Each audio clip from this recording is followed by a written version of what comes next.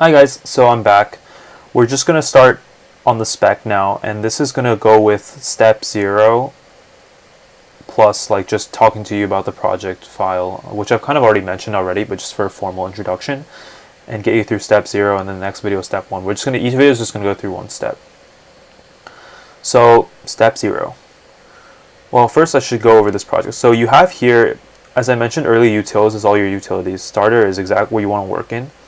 And there will also be a test file or autograder.py, and this testing suite is just used to check like correction, like how correct your implementations are and stuff like that, just to make sure everything is working.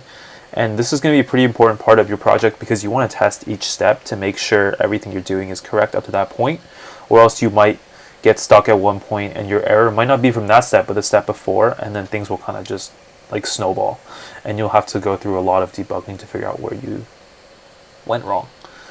So here's a quick like message on running and testing your code. Just Python 3 started 2048.py in your terminal, and then Python 3 autograder.py to do your testing, and you can choose your testing suite.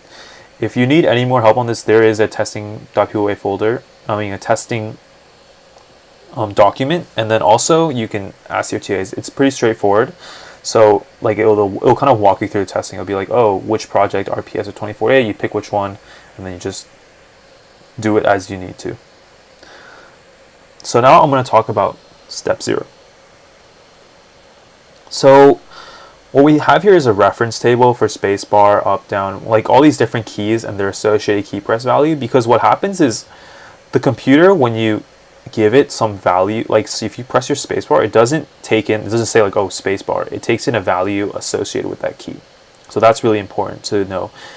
Like computers, a lot of things are represented as numbers, whereas like we might think of this as something else. In a way, that's almost like an abstraction too. So we're going to start by filling out the main function here. I'm sorry if my video goes away, by the way. I might need to expand this a little bit just to make it easier to see.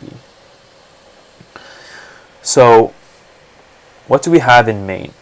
Main's job is basically to run the program, and as it says here, it's just a really big while loop, which you see is here, while true, and it will just keep running the game until the user decides to quit or you lose the game.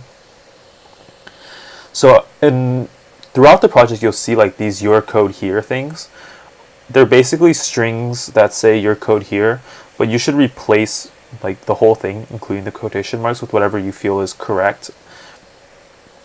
Like with functions or whatever, function calls with variables or like strings or whatever is necessary to make this thing work correctly. So the nice thing about what we have here is that each one of these will say kind of what you want to implement. So quit case, Q, up arrow. So maybe you're wondering, what does this have to do with the whole project in general? Well, if you notice, while true, it will keep running until the user quits. Well, if you quit, then it should know right here you should quit immediately. And then finally, and then most importantly, we have up here, we have key, which is, it takes in the key press and then it allows it to run through all these different steps. So we have to make sure we're getting the key press correctly. Hint, hint, that might be something useful we saw earlier, and you might be able to abstract that away. And then you go through here and you evaluate what the key was, and then you do what is like expected. For example, if you're like left arrow, you probably want to swipe left. If you're right, you probably want to swipe right, sort of thing. So this is a bit of this is also an abstraction because we have given you kind of what the key is, and you just have to worry about how to evaluate each of these keys.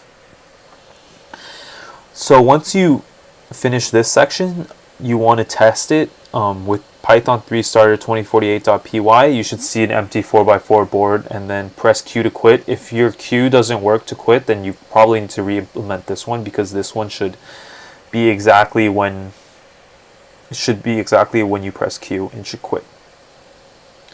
And furthermore, a lot of these other ones you will have to worry about later, but that's basically what you're looking at right now. This is the main program and how it like runs through each one of your commands and stuff. So that's it for step 0. Make sure all your tests pass before you move on, and in the next video I'll go over step 1 and we'll discuss that then. See you guys.